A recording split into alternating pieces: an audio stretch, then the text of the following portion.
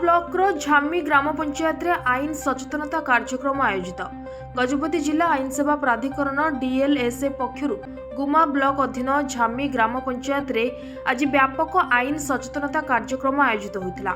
एही कार्यक्रमटी जिला आईन सेवा प्राधिकरण गजपति अध्यक्ष तथा जिला जज श्री जगदीश प्रसाद महांती निर्देश रे श्री विमल राउल सचिव जिला आईन सेवा प्राधिकरण गजपति अध्यक्षतार अनुष्ठित होइतिला।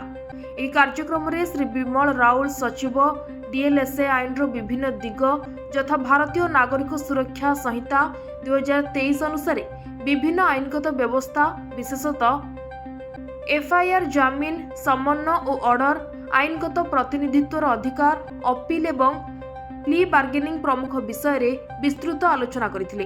ता सहित एही कार्यक्रम रे झामी ग्राम panchayat sarpanch Shrimati Meenakshi Behera, model police station Paralakhemundi sub inspector कौतुक सेठी एवं पंचायत निर्वाही अधिकारी एस रमेश प्रमुख उपस्थित रही जनसाधारण को विभिन्न आईनगत विषय रे सचेतन करथिले।